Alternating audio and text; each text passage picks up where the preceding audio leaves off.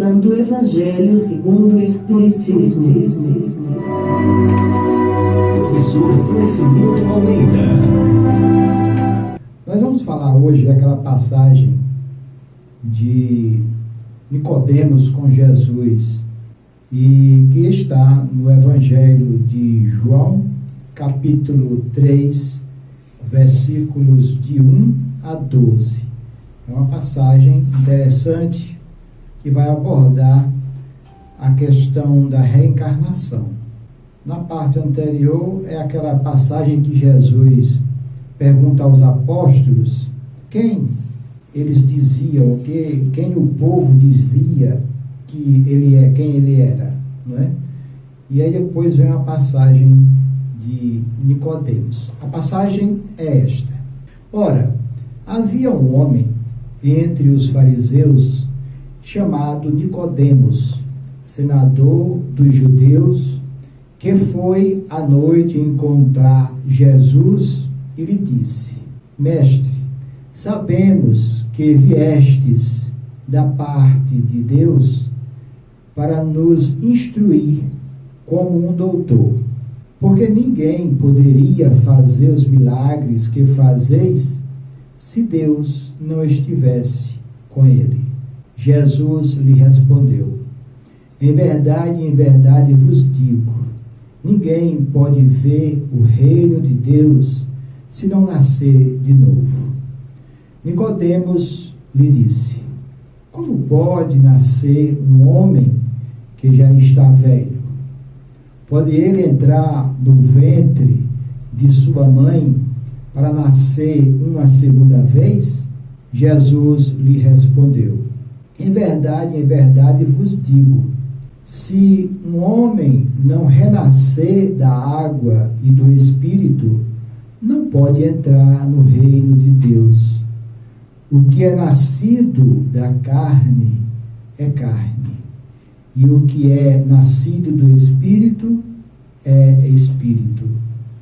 Não vos espanteis do que eu vos disse, que é preciso que nasçais de novo.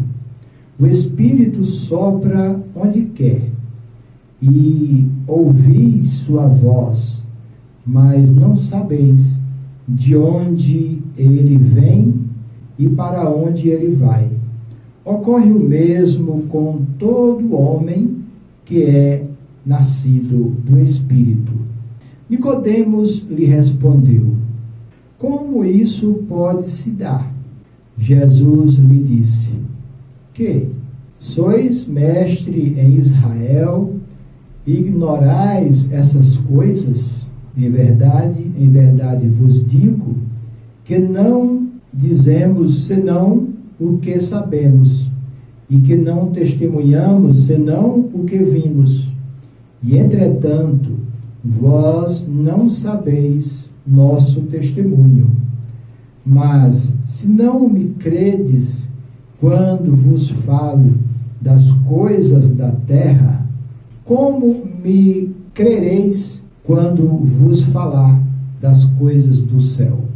Então essa é a passagem do Evangelho de João, São João, capítulo 3, versículos de 1 a 12.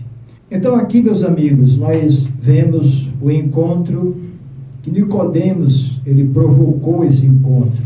Ele foi às escondidas, ele foi à noite, na calada da noite, porque estava intrigado com os acontecimentos. E interessante que esse tema eu falo, e eu ouvi justamente uma palestra, eu e minha esposa Leila, do Severino Celestino, em que ele abordava essa questão, o mesmo tema, o encontro de Nicodemos com Jesus.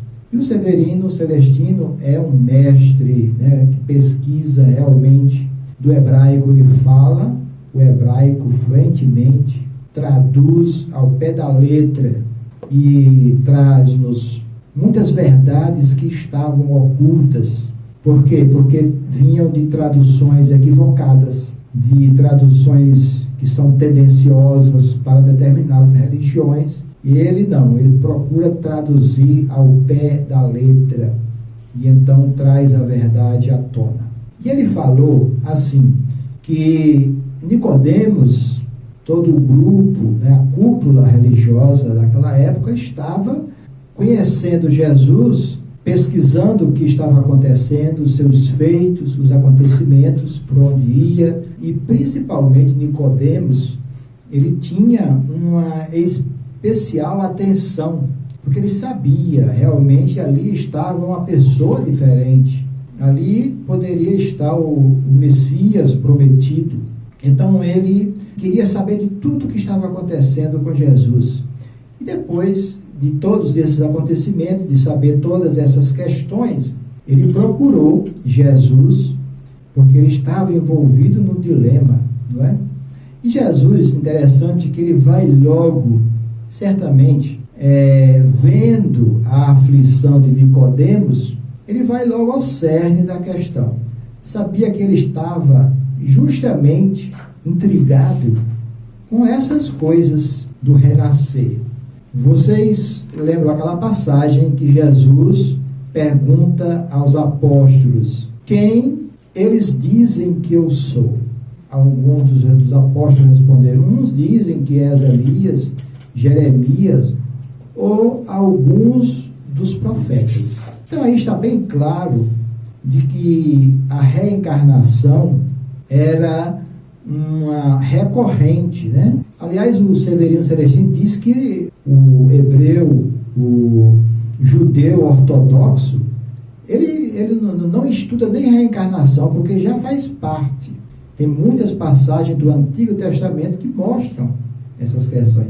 Para se ter uma ideia, a palavra que representa vida em hebraico, na verdade, ela não tem no singular. É sempre no plural, vidas. E fala até a bola, a roda, o retorno. Então, entre as pessoas, era recorrente esse tema. Tanto é que os apóstolos nem vacilaram. Disseram: uns dizem que sois Jeremias, Elias ou alguns dos profetas. E olha que Jesus não rebateu a questão. Se fosse uma coisa equivocada, errada, ele teria aproveitado a oportunidade para rebater isso aí e dizer que isso não era verdade. Mas muito pelo contrário, ele puxou a questão para que realmente eles ficassem sabendo dessas questões do retorno, da volta, da reencarnação. E, por certo, Nicodemos estava intrigado com essas coisas, porque parece que ele não admitia, não é?